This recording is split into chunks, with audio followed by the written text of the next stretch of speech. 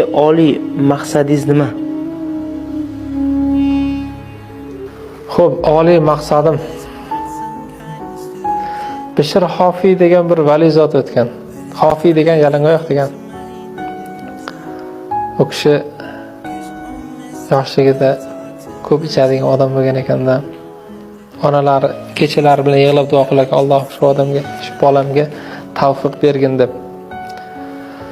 Bir kuni mast holatda yo'lda chayqalib kelayotsa, yomg'ir yog'ayotgan bo'ladi, yerda loyga balchiqqa botib bir mato turgan bo'ladi. Shunda olib qarasak, kalima shahodat yozilgan bir mato ekan. Xudoning ismi yerda bunaqa behurmat turmasi kerak deb kelib yuvib, quritib devorga osib qo'yibdi-kanda. O'sha kuni kechqurun o'sha qishloqda yashaydigan bir vali zotning tushiga kirgan ekan.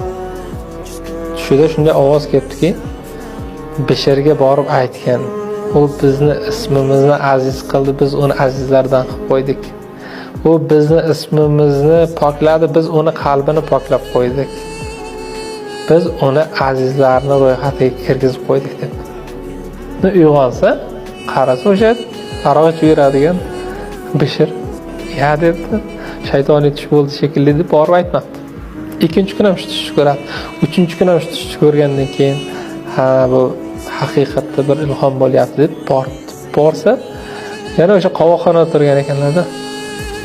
Eshik taqillatib, Bishrni chaqiring, xabar olib keldim debdi. Bishrni oldiga bir xizmatchi kelib, "Sizga xabar olib kelishibdi" desa, chiqmasdan "Kimdan xabar olib kelibdi" deb qaytarib jo'nataveradi xizmatkor. "Kimdan xabar olib keldingiz" desa, "Olamlar Robbisidan xabar olib keldim" dedi.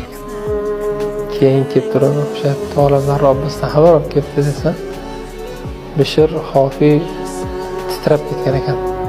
Ko'zlaridan shashqator yoshlar oqib ketgan ekan. "Endi tamom bo'ldim" dedi. "Hozir meni itoat qilishadi" deb oyog'iga ham kiymasdan yalangoyoq holatda eshikka qarab chopdi. Eshikka kelsa, haligi kishi aytdiki, "Ey Bishr, senga xushxabar bo'lsin. Sen Robbingning ismini poklagan ekansan, u seni qalbingni poklab qo'ydi. Sen uni ismini aziz qilgan ekansan, u seni azizlardan qildi" deb xushxabarni aytsa, shuni orqaga qaragan ekanda, "Endi sizlar bilan ayriladigan vaqtim keldi" deb shu chiqqandan qaytib kirmagan ekan.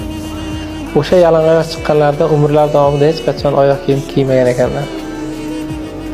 U kishini yalangoyoqliklarini hurmati otlar ko'chaga deydi tezak qilmagan dedi. Men o'sha odamni Farid ibn Attorning Tazkiratul Avliyo degan kitobida hayotlarini o'rganib, umrining oxirida vafot etgandan keyin bir vali zot tushida ko'rdi. Va tushida so'radi, "Ey Bishr, Robbing senga qanday muomala qildi?"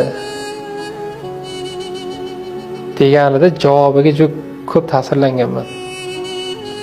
Bishr Hofiy rahmatullohi alayhi o'sha kishining tushida aytdilarki, dedi, "Robbim meni rahmatiga oldi va dediki, ey Bishr, yer yuzida payting sendan ham yaxshi ko'radigan bandam yo'q edi" degan ekan.